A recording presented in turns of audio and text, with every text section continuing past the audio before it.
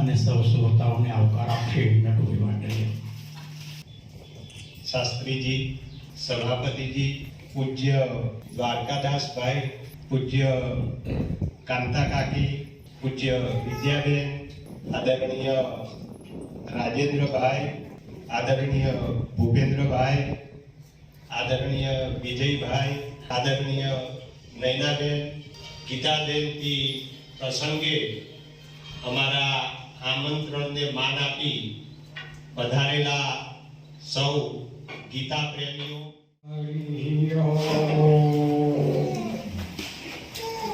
પૂર્ણમિદઃ પૂર્ણમિદં પૂર્ણાત પૂર્ણમુદચ્યતે પૂર્ણસ્ય પૂર્ણમાદાય પૂર્ણમેવાવશિષ્યતે.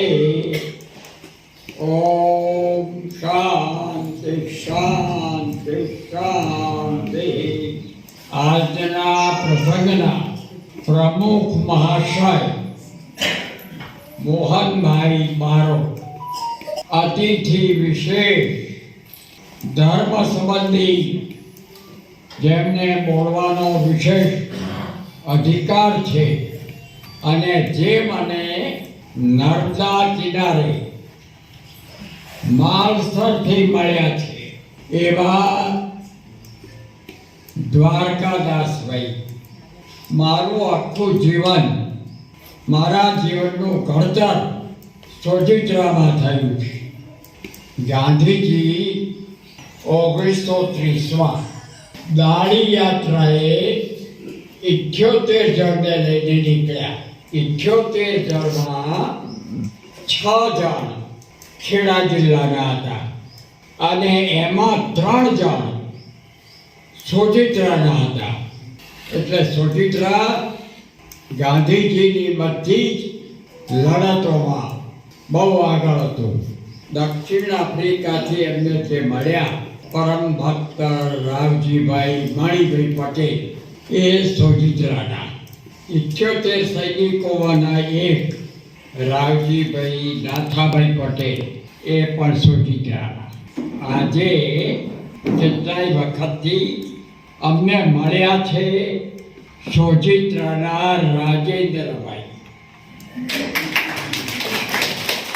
અને કરમસદના અનિલાબેન, આનંદરાવ, વિજયભાઈ, એમના શ્રીમતીજી, કાંતાબેન, આ બધું સોજિત્રા છે.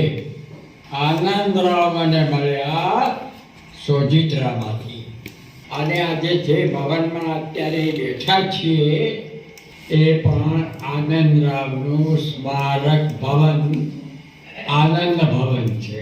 આનંદ ભવન છે અને આનંદરાવનું કુટુંબ આજે મારી સાથે છે. ગાંધીજી મળ્યા પણ સરદાર સાહેબ મળ્યા. એમનો શું સંદેશ છે આપણને ખબર છે? તમારું કાળજું સિંહનું રાખો. અને ગીતા પણ શું શીખવે છે? મરદ બનો. ખરે વખતે અર્જુન બેહી ગયો, ના મારે નથી લડવું, આપણાથી બાદ લડાય, આપણે તો પહેરી ગયું. ત્યારે ભગવાન કૃષ્ણએ કહ્યું, ઓ નામરદ, પીછડા ઊભો થા. ક્લૈબ્યમ માસ્કમઃ પાર્થ નૈતત્ પંચુપવદ્યતે. એટલે આ ખરે વખતે છે એનું આ ખરે વખતે ઘણી વખતે આપ કાઢ્યો. ગીતા શેને માટે છે? પાઠ કરીએ ને સ્વર્ગ મળે એના માટે નથી. ગીતા આપણને બધાને સિંહ બનાવવા માંગે છે. આનંદરાવના સત્સંગનો પ્રવાહ ચાલુ રહ્યો, જીવતો રહ્યો. આજના પ્રમુખ શ્રી મોહનભાઈ, એમના નામમાં તો ગીતાવાળાનું નામ આવ્યું. દ્વારકાદાસભાઈ મહાજ્ઞાની, ધર્મવેત્તા, ગીતા તો એમને કંઠસ્થ છે. કૃષ્ણ ભગવાનને મથુરામાંથી નાસવું પડ્યું અને એટલે એનું નામ શું પડ્યું? રણછોડ. અમારે પણ દેથલીમાંથી ભાગવું પડ્યું. મક્કાથી મદીના હિજરત કરવી પડી. એવી રીતે અમારે હિજરત કરવાની થઈ ત્યારે એક મળદ ભાઈડો અમને મળ્યો, જેણે આ જમીન અમને મફત આપી.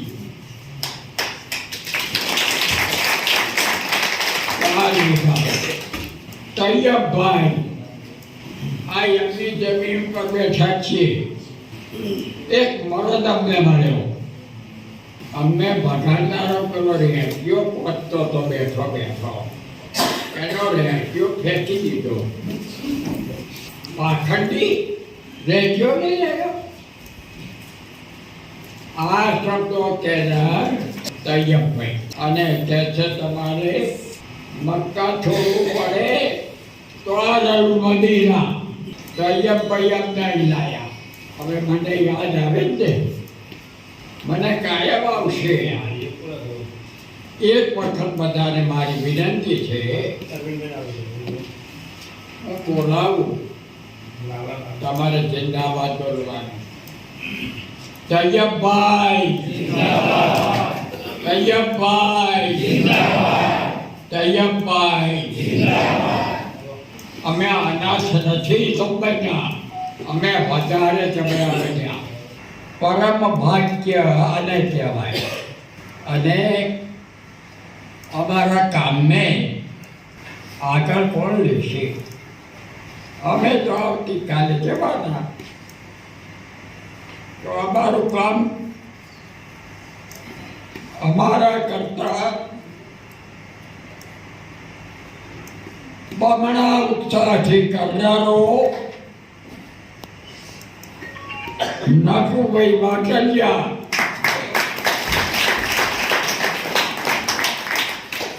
મારા જીવતા મને મળી ગયો.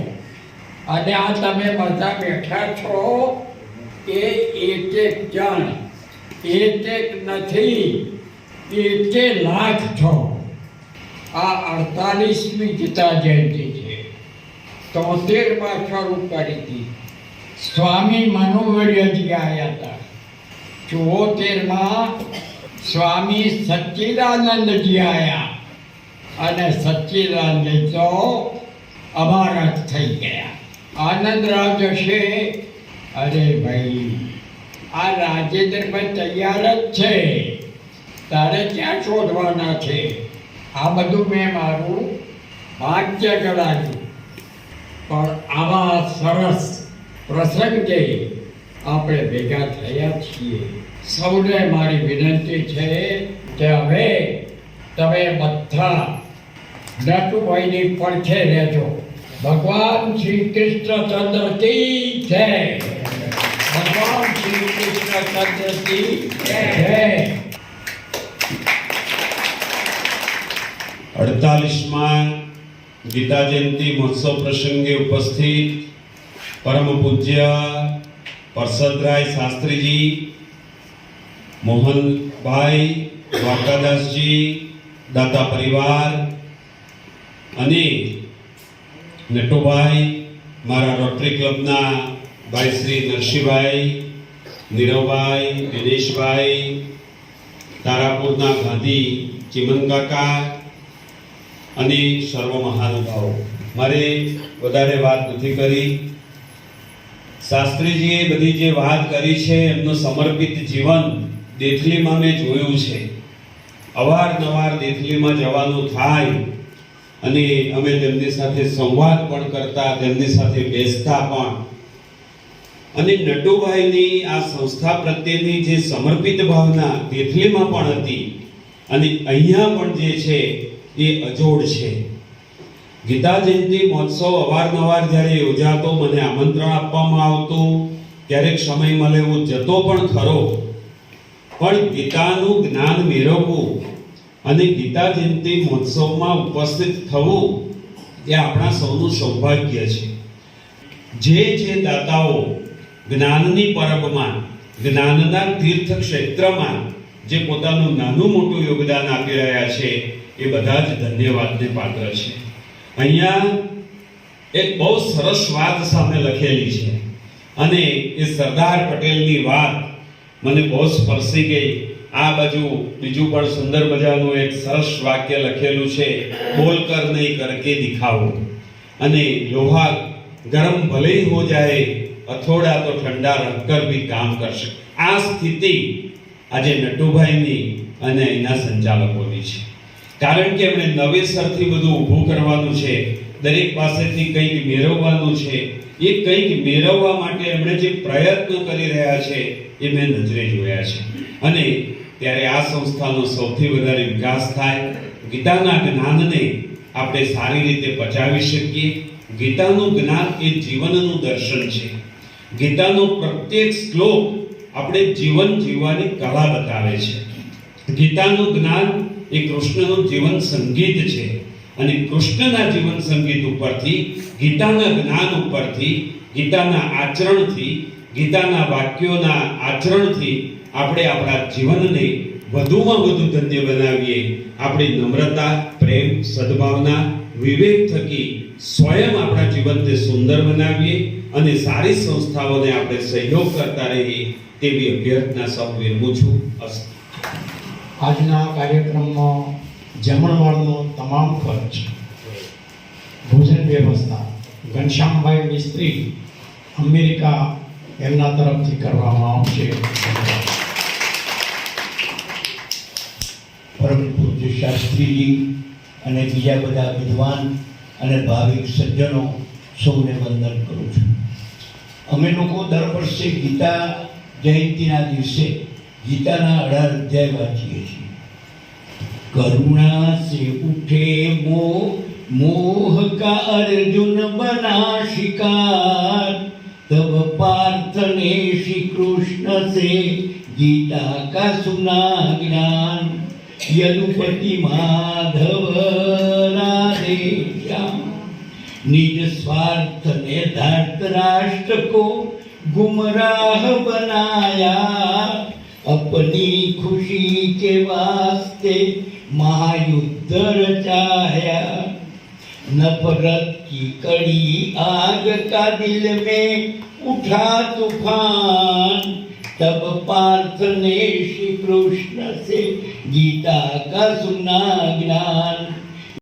एमांथी 14 रत्नो निकळ्या। श्रीरंभा विश्वारुणी 15મું રત્ન એ આ પૃથ્વી પરનો દાતા છે। એ એમાંથી નીકળ્યો નથી, એ સમુદ્ર મંથનમાંથી નીકળ્યો નથી। આ દાતા એ આ પૃથ્વી પરનું 15મું રત્ન છે કે જેના કારણે તમે આ જંગલની અંદર મંગલ અને આવો વૈભવ આપણે કરી શકો છો। તો દાતાને અહીંયા પંચદશો રત્ન કહ્યું છે। આવા ગીતાની અંદર અનેક રહસ્યો ભરેલા છે। એ પરમાત્માની ગીતાનું અધ્યયન કરવું જોઈએ। દર વર્ષે આજે 48 વર્ષથી 48 વર્ષથી એમની ઉપાસના અને ગીતાનું અધ્યયન જે કરી રહ્યા છે, પરમાત્મા એનું ફળ અવશ્ય એમને મળે અને પરમાત્મા એનું કલ્યાણ કરે અને એમના તમામ કાર્યો સિદ્ધ થાય એવી પરમાત્માને પ્રાપ્ત કરું છું, પ્રાર્થના કરું। શ્રી કૃષ્ણચંદ્ર ભગવાન। ગીતા જયંતિના આ પાવન પર્વે ગીતાજી અને ગાંધીજીના મહિમાની વાત કરવાનો શુભ સમન્વય જેનાથી થયો છે, એવા આ કાર્યક્રમના આયોજકો, શુભેચ્છકો, દાતાઓ સૌનો પહેલાં તો હૃદયપૂર્વકનો આભાર માનું છું। ઋષિવર્ય પુરુષો પૂજ્ય પ્રસાદરાય કાકા 95 વર્ષની વયે પહોંચ્યા છે। ક્યારેક વિચાર આવે છે અમારી નવી પેઢીને, હમણાં આઝાદીનો અમૃત મહોત્સવ સરકારે શરૂ કર્યો ત્યારે એક મીડિયાના ભાઈ માતર તાલુકામાં આવ્યા, મારો વ્યવસાય પત્રકાર હતો, મને કહે છે ગાંધીજીની સાથે ગાંધીજીને જોયા હોય એવા અનુભવો કોઈ રજૂ કરે એવા વ્યક્તિનો મારે ઇન્ટરવ્યૂ જોઈએ છે। માતરમાં એ ભાઈ આવે એટલે એટલે મને થયું કે માતર તાલુકામાં નજર દોડાવીએ. ગોરધન કાકા ના રહ્યા, રૂમાલ કાકા દેખલીમાં નથી, અમારી વચ્ચે એક છે હજુ, પ્રસાદરાય કાકા છે. મેં તપાસ કરી પણ આપ વડોદરા હતા અને આપની તંદુરસ્તી સારી નહોતી. મેં કહું ભાઈ, ગાંધીજીને સમજનારા, વિચારનારા અને ગાંધી જીવન જીવી જનારા લોકોની હવે ક્રાઇસિસ છે, ત્યારે આ 95 વર્ષની વયે પણ ગીતાજી અને ગાંધીજીના ગુણગાન માટે આપ અમારી વચ્ચે આશીર્વાદ આપવા પધાર્યા છો, એ અમારું સૌભાગ્ય છે.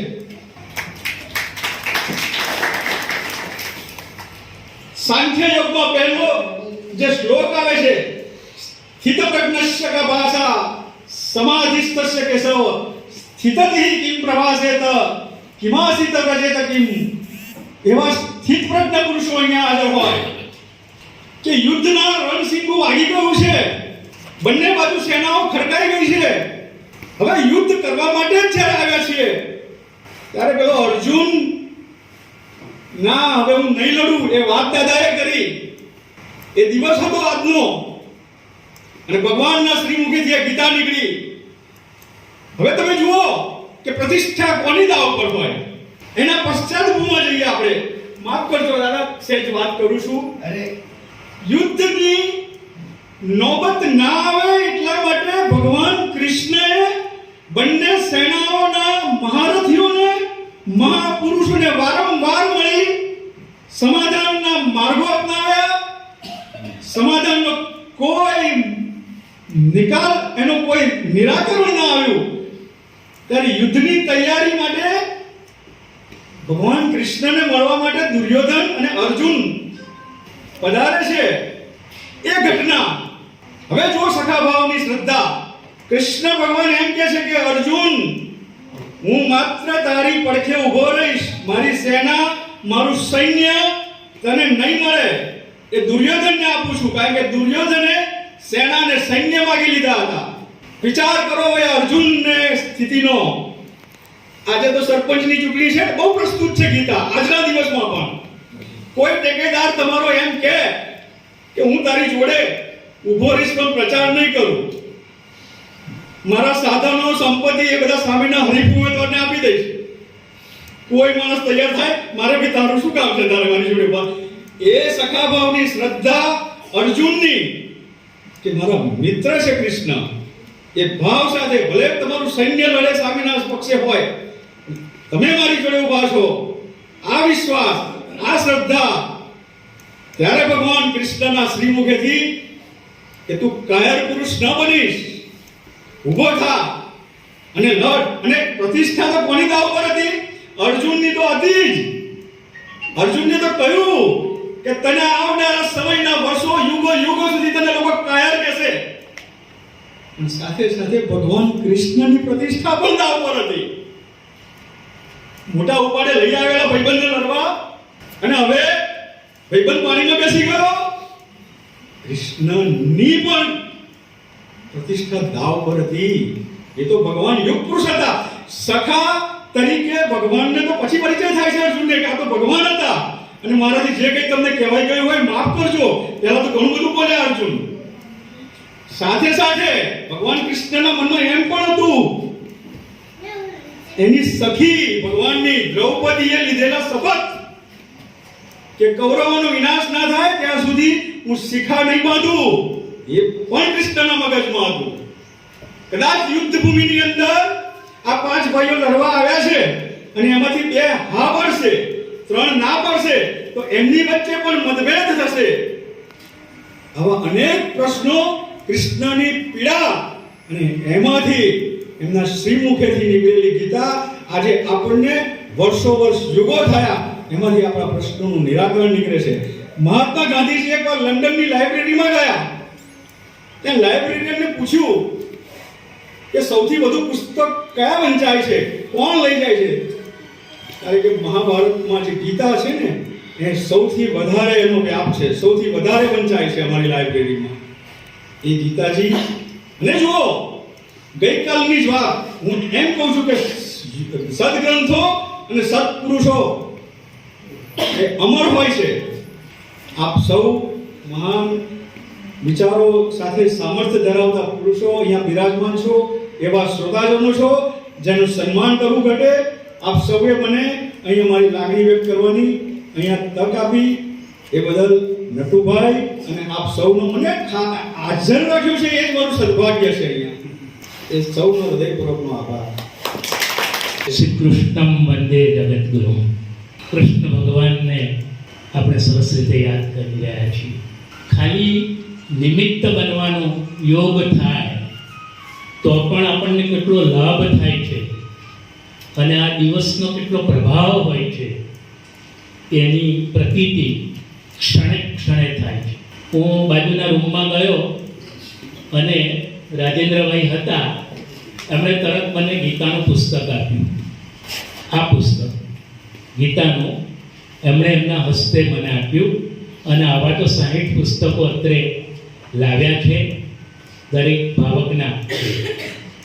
તો મને એમ થયું કે આ ભગવાને કેવી કૃપા કરી છે કે હું વિચાર કરતો હતો કે મારી પાસે સારી ગીતાનું પુસ્તક મોટું નથી અને સામે ચાલીને રાજેન્દ્રભાઈએ અનિલાબેને એમના પરિવાર તરફથી આ ગીતાનું પુસ્તક આપ્યું. મેં ગઈકાલે એવો વિચાર કર્યો હતો કે આ ગીતાનો જ્ઞાન જે છે અહીંયા અને પૂજ્ય શાસ્ત્રીજી તો કદાચ ન આવે, 95 વર્ષની ઉંમર, કોરોનાની અને હવે તો ઓમિક્રોનની પરિસ્થિતિ કદાચ એમના કુટુંબીજનો લાવે નહીં, પણ તે છતાંય પૂજ્ય દાદાના દર્શનનો પણ યોગ થયો. આનંદ ભવનમાં બેસવાનો યોગ થયો. પૂજ્ય આનંદ કાકા આવતા આવતા ગાડીમાં પણ અમે રસ્તામાં એ જ વાત કરી કે કેવું વ્યક્તિત્વ હતું, કેવા નિરાળા હતા. પેલા એક હાજીભાઈ આવ્યા હતા અને એમણે કહ્યું કે મારા ગામમાં આવો ને આનંદભાઈ, કોઈ ઓળખાણ નહીં, અને આનંદભાઈ ત્યાં પહોંચી ગયા. એટલું જ નહીં, એમણે સ્કૂલનું મકાન જોઈને એવું કહ્યું, ઓહો તમારે ત્યાં આર્થિક વ્યવસ્થા થોડી તકલીફ લાગે છે. તો એમણે હાજીભાઈએ કહ્યું કે હા બહુ તકલીફ છે. તો સીધો પછી ચેક કાઢીને એમને આપી દીધો મોટી રકમનો. આ આનંદ કાકા હતા અને આજે એમના પરિવારજનોના દર્શન થાય છે. પૂજ્ય કાંતાબા, વિજયભાઈ, નૈનાબેન, એ કેવો સરસ યોગ છે. આનું નામ યોગ કહેવાય. આપણે નથી કહેતા કે ભાઈ યોગાનું યોગ હું આવી ગયો. કૃષ્ણ ભગવાને ભલે કર્મ પછી વિદ્યા એટલે કે જ્ઞાન અને ભક્તિ એ યોગની વાત કરી હોય, અહીંયા તો એના સાક્ષાત પ્રતીકો દેખાય છે. આ રહ્યો જ્ઞાન યોગ, આ ભક્તિ યોગ અને આ કર્મયોગ. અહીંયા છે આ નટુભાઈ કર્મયોગ. કોણ એમને કર્મયોગી ન કહે? આ જ્ઞાન યોગ છે. માનસરની વાત કરી પૂજ્ય ડોંગરેજી મહારાજ ત્યાં કાયમ કથા કરતા. એ પવિત્ર જગ્યા, નર્મદાનો દેવાનો કિનારો, કેટલું પવિત્ર નામ, એ સંભાળના કરવાનો યોગ. અને પૂજ્ય દાદાનો ભક્તિ યોગ એટલો પ્રબળ છે, ગીતા લગભગ 450 વાર વાંચી હશે, રામાયણ લગભગ 500 વાર વાંચી રહ્યા છે. એવા વ્યક્તિ શરૂઆતમાં કથાઓ પણ દેખલીમાં કરેલી. એ આ યોગ જેવો તો યોગ છે. અહીંયા જે પધાર્યા છે એ પોતે યોગી રૂપ છે. ઘણીવાર મને એવું લાગે છે કે આપણે બધા કુરુક્ષેત્રમાં હતા. કુરુક્ષેત્રમાં જ્યારે યુદ્ધ થયું, તૈયારી હતી અને ભગવાને ગીતાનું ઉદ્બોધન કરવાનું શરૂ કર્યું અર્જુનની પાસે, ત્યારે ફક્ત હનુમાન દાદા જે ધજા ઉપર બિરાજમાન હતા તે અને સંજય બારોટ જે પ્રત્યક્ષ હાજર નહોતા, પરંતુ એમને શક્તિ આપી હતી કૃષ્ણ ભગવાને કે તારે જોવાનું છે દૂરદર્શનની જેમ અને ધૃતરાષ્ટ્રને આખી કોમેન્ટ્રી આપવાની છે. તો એ પવિત્ર આત્મા હતા.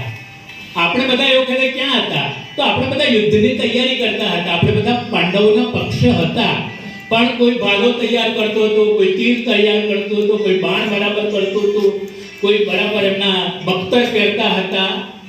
આવું બધું થતું હતું. એટલે આપણે એ વખતે યુદ્ધના સૈનિકો હતા અને ભગવાનને એવી કૃપા કે આ લોકો યુદ્ધના સૈનિકો યુદ્ધની તૈયારી કરી રહ્યા છે, માટે એ લોકો ગીતા નથી સાંભળી શક્યા. મેં તો અર્જુનને જ સંભળાવી છે, તો આ લોકોને કેવી રીતે મારે પ્રત્યક્ષ પ્રમાણ આપવું? તો એમણે આપણને અહીંયા જન્મ આપ્યો, સારી જગ્યાએ બોલાવ્યા, અને આ જ્ઞાન જે થાય છે એના સાક્ષી બનવાનું, એના શ્રોતા બનવાનું સદભાગ્ય આપણને અર્પણ કર્યું. આપણે પાંડવોના પક્ષે હતા, કૌરવના પક્ષે કોઈ નહોતું. બરાબર? કારણ કે જ્યાં કૃષ્ણ હોય ત્યાં આપણે હોવું જરૂરી છે. જ્યાં કૃષ્ણ હોય ત્યાં જ વિજય હોય. ધનંજય ભલે ત્યાં હતો, લડ્યો એ, પણ બધું પ્રેરક બળ એ શ્રી કૃષ્ણ હતા. અને એટલા માટે તો ગાંધીજી માટે જ્યારે એમને કૃષ્ણની ભૂમિકા ભજવી ત્યારે એવું કહેવામાં આવ્યું કે એમનો ધનુર્ધર તો સરદાર પટેલ હતા. એમનો ધનુર્ધર કોણ હતો? અને માટે વિજય થાય જ એવો સરસ શ્લોક પણ છે કે ગાંધીજી એ કૃષ્ણ સ્વરૂપ અને આ અર્જુન સ્વરૂપ. એમને કેટલાક તો ગાંધીજીને રામ સ્વરૂપ અને અમને એમના હનુમાન સ્વરૂપ એમ પણ કહે છે.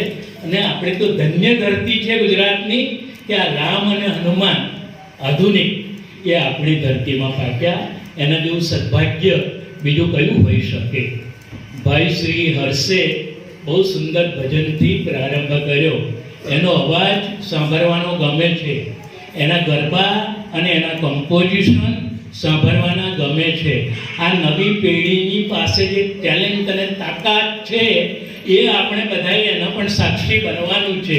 એણે બહુ સુંદર એવો વિડીયો મને મોકલ્યો તો નટુભાઈએ. હું તો અભિભૂત થઈ ગયો કે એને કેવા સરસ ગરબા કમ્પોઝ કર્યા છે. અને આ નટખટ કનૈયો કેવો છે કે સીધે સીધું એવું નથી કહેતો જશોદા મૈયાને કે હું કાળો કેમ છું, હું શ્યામ કેમ છું, પણ એવું કહે રાધા ક્યું ગોરી ઓર મેં ક્યું કાલા. જો આખી પદ્ધતિ છે શ્રી કૃષ્ણની.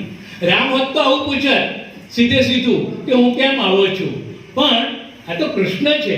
તો કૃષ્ણ બીજો પ્રશ્ન આ રીતના પૂછે છે કે રાધા ક્યું ગોરી ઓર મેં ક્યું કાલા, જશોમતી મૈયા સે પૂછે નંદલાલા. આજે આખા તીર્થભૂમિ એમાં પુણ્ય સ્મરણ તૈયબજી દાદાને યાદ કરવા પડે કે જેમણે બહુ ખુમારીપૂર્વક મિત્ર ભાવે એમને કહ્યું કે તમે મૂંઝાશો નહીં, દેથલીથી તમારે સ્થાનાંતર કરવું પડે, તમારી આ જમીન છે. અને આ યોગ ભૂમિ બની એનું જ્યારે ભૂમિપૂજન થયું ત્યારે અમે બધા સાક્ષી હતા. ત્યારે એવી પરિકલ્પના નહીં કે આટલું રમણીય અહીંયા ભવન નિર્માણ થશે, આટલી સુંદર હરિયાળી અહીંયા હશે, વનસ્પતિ હશે, ગૌ માતા આટલી બધી અહીંયા આવશે. ગૌ માતાના દર્શન કર્યા. સાથે સાથે પૂજ્ય નંદુ કાકા, પછી ખબર પડી કે નંદુ કાકા તો ચીફ એન્જિનિયર હતા ગુજરાત રાજ્ય. અને ચીફ એન્જિનિયર બરાબર છે, પણ બિલકુલ નોન કરપ્ટ વ્યક્તિ હતા. અને એ સંસ્કાર રાજેન્દ્રભાઈમાં આવ્યા. રાજેન્દ્રભાઈના પુત્રો અને પૌત્રોમાં એ સંસ્કાર આવ્યા. આ જેવી તેવી વાત નથી. અને પોતાની ફરજ સમજીને આટલો બધો લાંબો સમય નૈનાબેન અને વિજયભાઈ અહીંયા બેસે. આવી પરિસ્થિતિમાં જુઓ તમે, કાંતાબા અહીંયા બેઠા છે, એ કેવી પરિસ્થિતિમાં છે, કેટલી બધી તકલીફો છે, છતાં અહીંયા ઉપસ્થિત છે. અને મને તો એવું લાગે છે કે આ એક બૃહદ પરિવાર છે. નટુભાઈનું આ પરિવાર છે અહીંયા. અને એટલે આપણે બહુ લાગણીથી જોડાયેલા છીએ. અને આ જ ગીતાનો સાચો યોગ છે. અને આ યોગનું વિયોગ ન થાય એ જોવાનું કામ આપણું છે. અને આપણે જે સંકલ્પ દોહરાવ્યો ભાઈએ કે દાદાએ કહી દીધું કે ભાઈ મારી તો ઉંમર થઈ, હું 95 વર્ષનો થયો, એક સિક્સર મારીશ ત્યારે મારી સેન્ચુરી પૂરી થશે. એટલે સિક્સરની આપણે રાહ જોઈએ છે. દાદા બાપુજીની બહાર એક મોટી સિક્સર મારે અને આપણે એ વખતે એમની શતાબ્દી સરસ રીતે ઉજવીએ આ ભૂમિ ઉપર, પુણ્ય ભૂમિ ઉપર, અને બધા આનંદ મંગલ કરીએ. સપ્તર્ષિની નદીનો ઘાટ, અને ત્યાં જે કોઈ આવે એનું વ્યક્તિત્વ મુનિમય થઈ જાય, ઋષિમય થઈ જાય. વડોદરાથી અમને લાવવા માટે એક ઋષિ વ્યક્તિત્વએ સામે ચાલીને કહ્યું કે મારા ગાડી અને મારા ડ્રાઈવરનો આપણે ઉપયોગ કરીને જવાનું છે. અને મને આનંદિત કરી દીધો. અમારી જેમની સાથે અમે આવ્યા છે એ પ્રવીણભાઈને ઊભા થવા વિનંતી કરું છું. પ્રવીણભાઈ ત્રિવેદી ભાવનગર જિલ્લાના છે અને પોતે એન્જિનિયર છે. નાના પોફરિયા ગામમાં એમણે ત્રિવેદી ઇન્સ્ટિટ્યૂટ શરૂ કરી છે. નવી પેઢીના બાળકો કેવી રીતે શીખે, ઇન્સ્ટ્રુમેન્ટેશન. ગીતામાં પણ કહ્યું છે કે મેનેજમેન્ટ કરવું હોય તો તમને ઇન્સ્ટ્રુમેન્ટેશનનો પૂરો ખ્યાલ હોવો જોઈએ, યોગ્ય ઉપકરણ હોવું જોઈએ, અને ન હોય તો તમે મુશ્કેલીમાં મુકાવ. દાખલા તરીકે આ મોબાઈલ છે, હવે મને વાપરતા જ ના આવડતું હોય તો ગમે તેટલી રિંગ થાય હું કશું ન કરી શકું. અથવા વાપરતા આવડતું હોય ને ભૂલથી હું ઓટીપી આપી દઉં કોઈને તો સાયબર ક્રાઇમનો ભોગ બની જાઉં. ભગવાને પણ એક જ વાક્ય કહીને મને હું જ્યારે કશું ડિલીટ કરું છું ને ત્યારે ભગવાનના શબ્દો યાદ આવે છે કે સર્વધર્માન પરિત્યજ્ય મામેકમ શરણમ વ્રજ. તું બીજું બધું છોડી દે, મીન્સ કે ડિલીટ કરી નાખ. તું બીજું બધું છોડી દે અને મારા શરણમાં આવ. એનું કારણ છે હું પોતે ભગવાન છું. આ એક જ પુસ્તક એવું છે કે જેની જયંતિ ઉજવાય છે. વિશ્વમાં કોઈ એવું પુસ્તક નથી કે જેની પુસ્તકની જયંતિ ઉજવાય. અને આટલા મોટા પાયા ઉપર એવું આ વૈશ્વિક પુસ્તક છે. 700 શ્લોક, પણ એક પણ શબ્દ હિન્દુનો આવતો નથી. કોઈ હિન્દુએ એના માટે ગૌરવ લેવાની જરૂર નથી. હિન્દુ શબ્દ નથી આવતો ગીતામાં. એ ગીતાનો પ્રભાવ એવો છે કે કોર્ટમાં તમારે ઉપસ્થિત થવું પડે તો તમે સાચું બોલો છો કે ખોટું તો તમારે ગીતાના ઉપર હાથ રાખવો પડે. તમે જાણો છો કે આ એક જીવંત વ્યક્તિ છે, એની ગીતા એ પણ એક જીવંત વસ્તુ છે. કારણ કે ગીતા મે હૃદય પાર્થ, આ તો મારું હૃદય છે અને એ ધબકે છે. માટે આપણી જ્યુડિશરીએ પણ એ નક્કી કર્યું છે કે હિન્દુ હોય એને કંઈ સાક્ષી આપવાની હોય, કોર્ટમાં જુબાની આપવાની હોય તો એણે ગીતા ઉપર હાથ મૂકવાનો. આ એટલું ભવ્ય પુસ્તક છે અને એટલું દિવ્ય પુસ્તક છે કે જેમાં અહીંયા હાથ મૂકીએ ને તો ધબકારા સંભળાય. એટલું સુંદર. અને એક કવિએ તો લખ્યું છે કે મેરા પૈગામ વો હૈ જહાં તક મોહબ્બત પહોંચે. એમ મારો પૈગામ મોહબ્બત પહોંચાડવાનો છે એમ કહ્યું. હમણે શું કહ્યું છે? મેરા પૈગામ વો હૈ જહાં તક માનવતા પહોંચે. જ્યાં સુધી આ સૃષ્ટિ ઉપર માનવ છે, એનામાં માનવતા છે, ત્યાં સુધી આ પૈગામ પહોંચવાનો છે. અને એ પૈગામનું નામ જ ગીતા છે, શ્રીમદ ભગવદ્ ગીતા. અને એટલા માટે એ મહાન ગ્રંથ છે. એની ઉજવણી થાય સુંદર રીતે.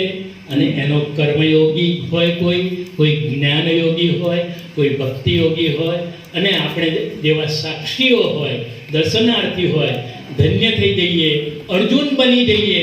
આપણે પણ જીવનમાં નિરાશા આવે ત્યારે એમ થાય કે આ કામ નથી કરવું, તૈયબપુરા આટલું દૂર છે તો નથી જવું. એ વખતે અંદરનો કૃષ્ણ થાય અને કે જાગૃત થા, તારે જવું પડશે. અને એ રીતના આપ સૌ પોતાનો સમય કાઢી અને અત્રે આવ્યા છો. આ આયોજન કરવું એ જેવી તેવી વાત નથી. બધાને બોલાવવા, અહીંયા આટલે દૂર જંગલમાં મંગલ કરવું, આ રમણીય વાતાવરણના દર્શન કરાવવા. અહીંયા વાંસ વન છે. તૈયબજી કાકાને મેં એક વખત એવું કહ્યું કે તૈયબજી કાકા તમે તો વાંસ અહીંયા બનાવ્યા છે, આટલું સુંદર રૂડું રૂપારું વન બનાવ્યું છે, પણ મને તો આ વાંસ જોઈને એવું લાગે છે કે કેટલી બધી વાંસળીઓ થશે ભવિષ્યમાં. કારણ કે વાંસળી એ વાંસમાંથી બનતી, અને એટલે શબ્દ પણ વાંસળી, બંસરી એ નામ છે. તો એ તો બહુ ખુશ થઈ ગયા. પછી બીજી વાર આવ્યા ત્યારે મને એમણે ફરી વાર કહ્યું કે એ બંસરીવાળી વાત કરો ને તમે. મને આ વાંસને વાવ્યા છે ને, પણ આ જે બંસરી એટલે તમારા કૃષ્ણ ભગવાનની વાંસળી અને વાંસનો શું સંબંધ છે એ મને કહો. એટલે મેં એમને મારી કવિતા લખેલી બતાવી પછી કે આ વાંસ નથી પણ વાંસળીઓ છે, વાંસળીઓનું વન છે. એવું આ સુંદર વાંસ વન બનાવ્યું છે. તો પૂજ્ય દાદાને એ રીતના યાદ કરીએ છીએ. એમના ફોટોગ્રાફ્સ મૂક્યા છે, એ પણ પ્રેરણાદાયી છે. અને આનંદ કાકાને તો બહુ જ મિસ કરીએ છીએ આજની તારીખે, પણ એમના પ્રતિનિધિઓ આવેલા છે યુવાન વયના. તો ખરેખર પ્રમુખ સ્થાને હું ન હોઉં, આવા બધા મહાનુભાવો હોય ત્યારે પ્રમુખ સ્થાન મને પોતાને ન શોભે, મને ક્ષોભ થાય કે હું આ પ્રમુખ સ્થાનને લાયક નથી. પણ પેલું પાણીનું બિંદુ હોય અને સરસ એવા ખીલેલા પુષ્પ ઉપર પડ્યું હોય કે દૂરથી તમે જુઓ ત્યારે મોતી હોય એવું લાગે, પાણીનો બિંદુ પણ. એટલે પદ્મપત્ર સ્થિતમ તોયમ દત્તે મુક્તા ફલશ્રુયમ સજ્જનસ્ય સંસર્ગ કશ્ય નોન્તિકારક. આ સજ્જનોનો સંસર્ગ કરો તો ઉન્નતિકારક બને જ. તો આજે આ બધા મહાનુભાવો સાથે બેસી અને હું જલબિંદુ હોવા છતાં મને સરસ એવો તક મળી, મને મોતી બનાવી દીધો. એ બદલ નટુભાઈનો, એમના સમગ્ર પરિવારનો આભાર માનું છું અને વિનંતી કરું અમરીશભાઈને કે અમારા સન્માનના પ્રતિકરૂપ ઉપરના જે હવેલીની પ્રસાદી છે કૃષ્ણ ભગવાનની એ અર્પણ કરે મહાનુભાવોને. અને વિઠ્ઠલભાઈ પણ આપ પણ જોડાશો, ત્રિવેદી સાહેબ આપ પણ જોડાશો તો આનંદ રહેશે. અને પછી આ પુસ્તક પણ આપવાનું છે દરેકને, એની વ્યવસ્થા નટુભાઈ કરશે. બહુ સુંદર પુસ્તક છે, મીરાબેન ભટ્ટનું છે. અને બીજું મેં કહ્યું એ પ્રમાણે પ્રાર્થનાનું સંકલન છે. જરા ઝડપથી આવશો વિઠ્ઠલભાઈ. ના ના, ઉભા ના રહેવાય, આજે તો ડ્યુટી છે તમારી. પ્લીઝ આવો આવો. પુસ્તકો પણ બધાને મળશે, પ્રાપ્ત થશે. એનો આનંદ રાખજો, પ્રસન્નતાપૂર્વક એનો ઉપયોગ કરજો. મને રાજેન્દ્રભાઈએ ટકોર કરી એક ભાઈને કે ભાઈ આ મેં રાખી મૂકવા માટે નથી આપી, આ ખોલી અને વાંચવા માટે કમસે કમ રોજ એક શ્લોક વાંચશો તો પણ મને આનંદ થશે. પણ એક ભાઈ હતા, એમણે કહ્યું કે તમે પહેલાં પણ આપેલી અને હું રોજ વાંચું છું. એને તરત જ એનો પ્રતિભાવ મળ્યો. બહુ આનંદની વાત છે. ત્રિવેદી સાહેબને વિનંતી, મને ના હોય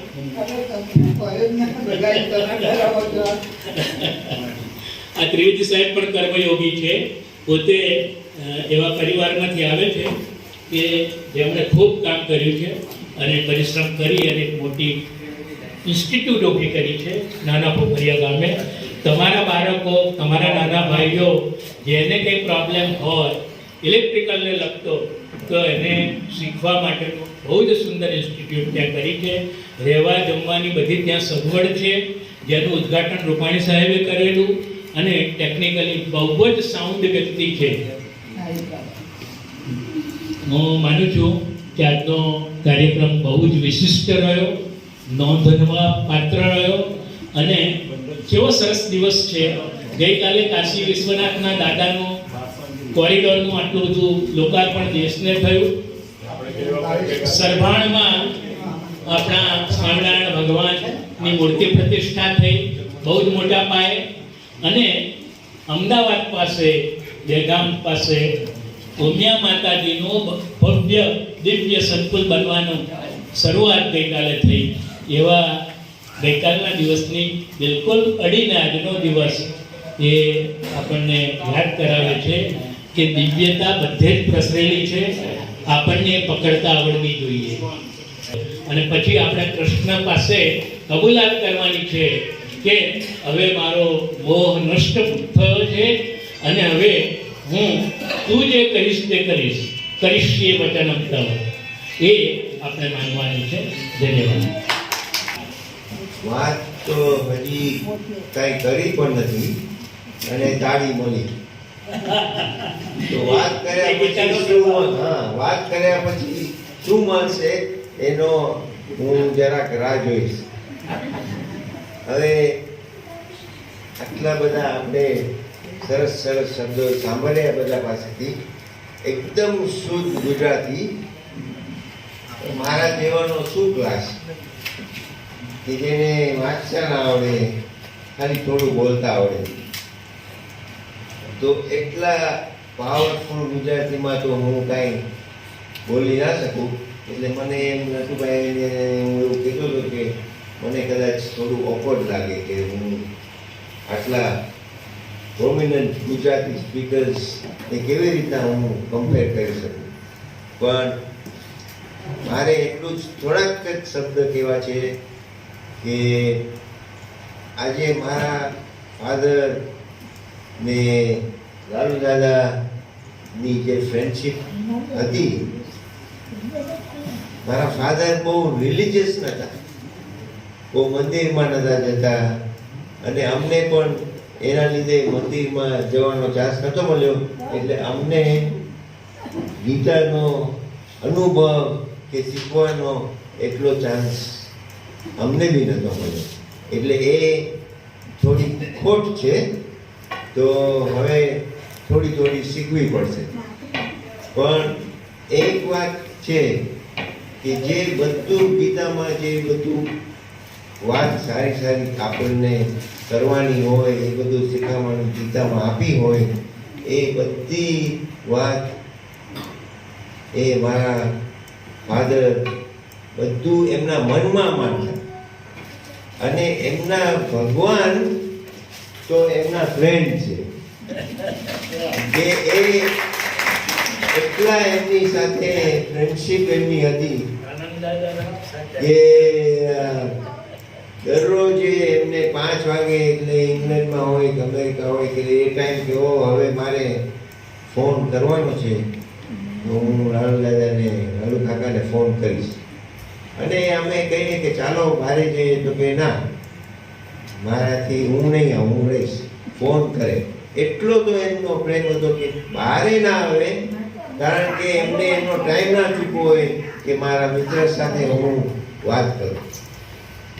અને એમને આફ્રિકા બોલાવ્યા, એમને ફેરવ્યા, અને દિલ્હીમાં ઘણી જ મદદ કરી છે. અને બહુ આભાર કે આ બિલ્ડિંગમાં આપણે બેઠા છે, એનું નામ પણ આનંદ ભવન છે. અને તમે બધા જ અહીંયા જે છો, જે બધા હેલ્પ કરો છો નટુભાઈને આ સ્કૂલ ચાલુ કરવામાં, અને એવું વિશ કરી આપણે કે એ બહુ આગળ પડતી સ્કૂલ આવે, અને આપણે બધા સાથે થઈને સ્કૂલને વધારે પ્રોગ્રેસ કરવા દઈએ, એની ફેસિલિટીઝ વધારીએ, ઇક્વિપમેન્ટ વધારીએ, જે કરવું હોય, અને રિઝલ્ટ સારા લાવે નટુભાઈ, એવી ખાસ અમારી ઈચ્છા છે. અને અમારા ફેમિલી તરફથી જેટલી અમને મદદ થશે એ અમે અમારા ફાધર નામે જરૂર કરીશું. અને આ 95 યર્સનો માણસ તમને આવી રીતના અહીંયા આજે આવે, અને જેવી રીતના એમને ભાષણ આપ્યું, એ તો બહુ યુનિક વસ્તુ છે કે બીજા કોઈ કરી જ ના શકે. આપણી એટલી મેમરી છે, અને એટલું જ્ઞાન છે કે જે તો હું પણ ના કરી શકું. હું તો ખાસો યંગ છું એમનાથી, તો પણ મારાથી એટલું બોલાય નહીં. ગુજરાતમાં તો બોલાય જ નહીં, પણ આ જે બોલું છું એ આઈ હોપ કે સમજણ પડી, અને નેક્સ્ટ ટાઈમ થોડું ઇમ્પ્રૂવ કરવાની ટ્રાય કરીશ. So thank you very much. 48 વર્ષથી જે મિશન ચાલે છે, દ્વિધા હતી, આર્થિક મુશ્કેલી હતી, કારણ કે ટ્રસ્ટ નવું છે, અને લગભગ બધો ખર્ચ મકાનો બાંધકામ અને બીજા બધા ખર્ચમાં, અને 2 વર્ષથી કોરોનાના કારણે સ્કૂલ શરૂ નથી થઈ, એટલે આર્થિક મુશ્કેલી ખૂબ. એટલે દરરોજ ભગવાનને પ્રાર્થના કરો કે કંઈક વ્યવસ્થા થાય. તો પહેલા તબક્કે 5000 રૂપિયા સુરેશભાઈ પાઠકે સીધા સેવા આશ્રમ ટ્રસ્ટના ખાતામાં નાખ્યા, અને શરૂઆત થઈ. ભોજનની વ્યવસ્થા કેવી રીતે કરવી ને પૈસા નહીં, એટલે વિચારતો તો શું કરીશું. એમાં સવારે 7 વાગે અમેરિકાથી ફોન આવ્યો. વોટ્સએપ પર મેં પત્રિકા મોકલેલી ઘનશ્યામભાઈ મિસ્ત્રી, અને એમને કહ્યું હું 10,000 રૂપિયા તમને આપીશ, તમારી આ ગીતા જયંતિનો કાર્યક્રમ ખૂબ સારો તમે કરો છો, અને એટલે 10,000 આપીશ. સરસ. ફોન મૂક્યો, પછી પાછો 10 મિનિટ પછી ફરી એમનો ફોન આવ્યો, ભોજનની વ્યવસ્થા શું કરી છે? મેં કહ્યું હવે થશે, ધીમે ધીમે આ બધું ભેગું થાય છે, એટલે ભોજનની વ્યવસ્થા કરીશું. કારણ કે ના, હું ભોજનના પૈસા બધા આપીશ.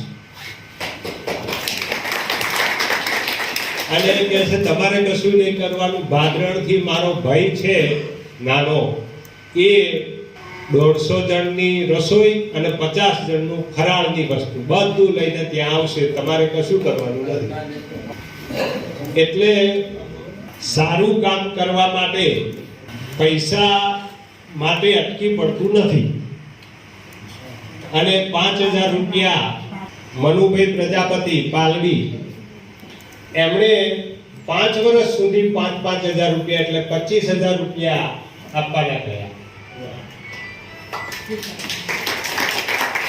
એટલે આર્થિક સહયોગ મળતો રહ્યો અને આ પ્રસંગનો ભાર એકદમ હળવો થઈ ગયો અને સરસ રીતે એ દાતાઓએ મદદ કરી અને મને જે દ્વિધા હતી આર્થિક એનો ઉકેલ થઈ ગયો. એટલે વિશેષ વાત ન કરતા હવે રતિલાલભાઈને વિનંતી કરું કે આભાર દર્શન કરે. આ ભવ્ય પવિત્ર મંગળ અને ધાર્મિક દિવસ એમાં આપણો 48મો ગીતા જયંતિ મહોત્સવ મંચસ્થ મહાનુભાવોને આપ સર્વે અહીંયા ઉપસ્થિત રહીને આજનો દિવસ આપ સર્વે શોભાવ્યો એ ભાર તમારો નટુ ગયો.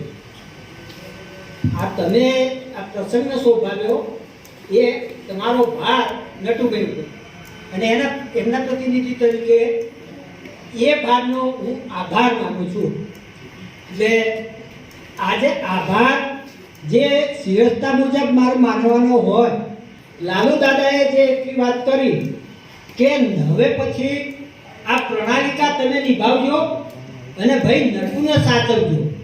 એટલે તૈયબ કાકાએ જમીન આપી અને ખૂબ સાથ કરાયો. અને બીજો એટલે એમનો આપણો ખૂબ ખૂબ આભાર માનીએ છીએ. પર્વતિકાર પરમપાળો એ પાછા અત્યારે હાજર નથી, દિવંગત થઈ ગયા છે, પણ હું તો ભગવાન પર્વતિકાર એમના આત્માને ખૂબ શાંતિ આપે. આ આખો સંઘ આપણો જે છે એના મૂળમાં આપણા લાલુ દાદા અને વિદ્યાબા, ગુરુ વશિષ્ઠ અને માતા અરુંધતી, આપણે જે કંઈ આ ગીતા ભણવાની સાથે સાથે ગીતા જયંતિ, આમ તો ગીતા આપણે વાંચવી જોઈએ, જીવનમાં લાવવા જોઈએ, પણ કમસે કમ એ તો આપણે જ નહીં થાય, પણ આપણા કારણે ગીતાના જ્ઞાનના શબ્દો પડ્યા છે અને આપણે અહીંયા ભેગા થયા છે. એટલે દાદાનો આટલો તો જે પુરુષાર્થ હતો એમાં દર વર્ષે થોડો ઉમેરાતો એ છે. આપણને પૂજ્ય લાલુ દાદા અને વિદ્યાબાના કારણે આ નવું કેમ્પસ એમની ઉપર એ આપણી ઉપર જે કઠોર કૃપા પુણ્ય પ્રકોપ થયો એ પુણ્ય પ્રકોપ લાલુ દાદાના સંબંધોના કારણે થયો અને આપણે આજે આટલા મુકામે પહોંચ્યા છીએ. ભટ્ટ દાદા અને સૌનો આજનો આ પ્રસંગમાં ઉપસ્થિત રહીને આ પ્રસંગને તમે દીપાયો છે એ બદલ નટુભાઈ વતી હું સૌનો ખૂબ ખૂબ આભાર, અંતઃકરણથી આભાર માનું છું.